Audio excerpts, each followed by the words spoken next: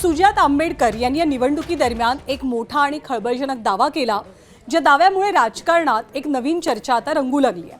सुजात आंबेडकरांचा असा दावा आहे की महानगरपालिकेच्या आणि जिल्हा परिषदांच्या निवडणुका झाल्यानंतर प्रणिती शिंदे काँग्रेस सोडून भाजपमध्ये प्रवेश करतील, पण त्यांच्या वक्तव्यावरून आणि दाव्यावरून वेगवेगळ्या चर्चा सुरू झाल्या।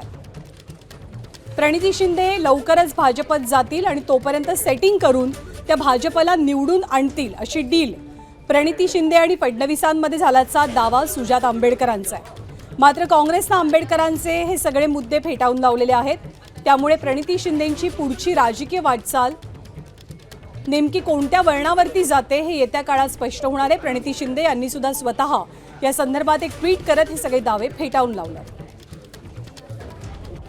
लोकांचा कल बघून लोक वाट पाहतात की आपण त्यांच्यापाशी कधी येऊ, आपण कधी त्यांच्यापाशी येऊ, आपण कधी भाजपचा खरा चेहरा जो आहे तो एक्सपोज करू। लोक आपली वाट पाहतात। घरोघरी जाऊन लोकांना साथ द्या आणि लोकांना सांगा की आम्ही तुमच्या सोबत आहोत।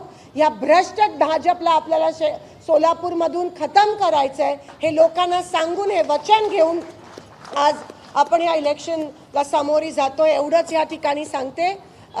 माझ्यानंतर आता अर्थात धैर्यशील दादा, आदम मास्टरजी, प्रणिती शिंदे या भाजपसाठी काम करतात ते आपल्या सर्वांना माहिती आहे। आतली गोष्ट अशी आहे की ह्या निवडणुकीच्याच आधी प्रणिती शिंदे या भाजपमध्ये प्रवेश घेणार होत्या, पण त्यांना फडणवीस साहेबांनी सांगितलं थांबा, 3 महत्त्वाच्या निवडणुका येत आहेत, नगरपालिका येते, महानगरपालिका येते आणि जिल्हा परिषदच्या निवडणुका येत आहेत, तुम्ही तोपर्यंत काँग्रेसमध्येच थांबा, सेटिंग करून भाजपचे सगळे उमेदवार निवडून आणा आणि मग प्रणितीताई काँग्रेसमधनं भाजपमध्ये प्रवेश घेतील, अशी प्रणितीताईंची आणि फडणवीसांची डील झालेली आहे।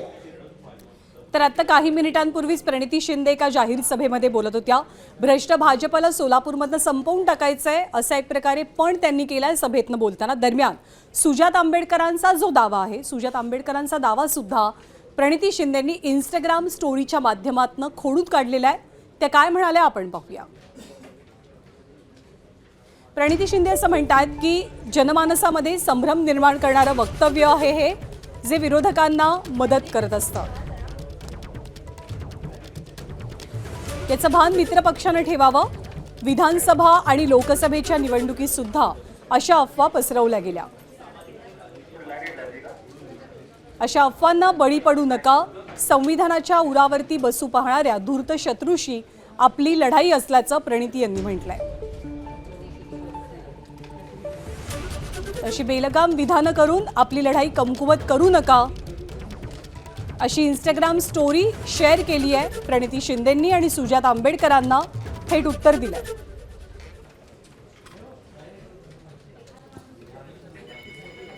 आणि या सगळ्यावरती भाजपची प्रतिक्रिया सुद्धा तितकीच महत्त्वाची आहे। या सगळ्या दाव्यांबद्दल, सुजात आंबेडकरांच्या दाव्यांबद्दल भाजपनं काय म्हटलं ते पाहूया। सगळ्या अफवा असल्याचं भाजप म्हणतायत। असं आहे की प्रणिती शिंदेजींनी आत्तापर्यंत कुठेही भाजपमध्ये संपर्क केला नाही, कुठल्याही संपर्कात नाही, कुणाच्याही व्यक्तिमत्वाबद्दल असं विधान करून त्यांच्या पॉलिटिकल कॅरियरला डॅमेज करण्याचा कुठलाही प्रयत्न कोणी करू नये। प्रणिती शिंदेजी यांनी कधीही भाजपच्या कुठल्याही नेत्याशी संपर्क केला नाही। आमच्या काही नेत्यांवर आणि पक्षावर जी टीका होत आहे ही अकलनीय आहे।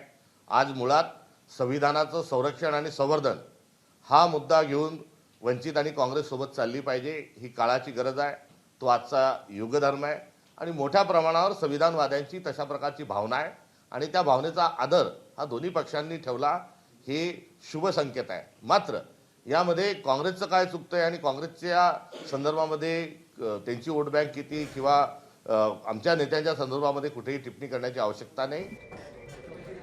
तर आगामी काळात प्रणिती शिंदे भाजपत येतील या अफवा असल्याचं भाजपनं म्हटलंय आणि काँग्रेसनं सुद्धा दावा फेटाळून लावलाय।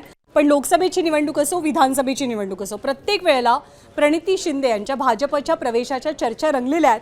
प्रणिती शिंदे यांची आजवरची राजकीय कारकीर्द कशी राहिली आहे त्यावरती आपण एक नजर टाकूया। प्रणिती या काँग्रेसचे ज्येष्ठ नेते आणि माजी केंद्रीय गृहमंत्री सुशीलकुमार शिंदे यांच्या कन्या आहेत। 2004 साली जाईजुई विचार मंचच्या माध्यमातून त्यांनी आपल्या सामाजिक कार्याला सुरुवात केली। 2009 साली सोलापूर मध्य विधानसभेची निवडणूक त्यांनी लढवली. त्या काँग्रेसच्या उमेदवार होत्या.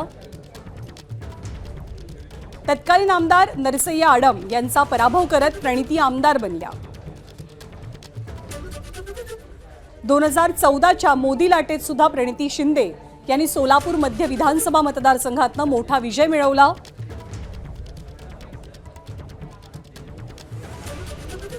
तर 2019 साली MIMचं आव्हान त्यांच्या मतदारसंघात असताना सुद्धा त्यांनी विजयाची हॅट्रिक साधली. तिसऱ्यांदा त्या आमदार बनल्या. तर 2024च्या लोकसभा निवडणुकीसाठी सोलापुरातनं त्या काँग्रेसच्या उमेदवार होत्या. निवडणूक जिंकल्या आणि प्रणिती शिंदे खासदार बनल्या. ABP माझा, उघडा डोळे बघा नीट.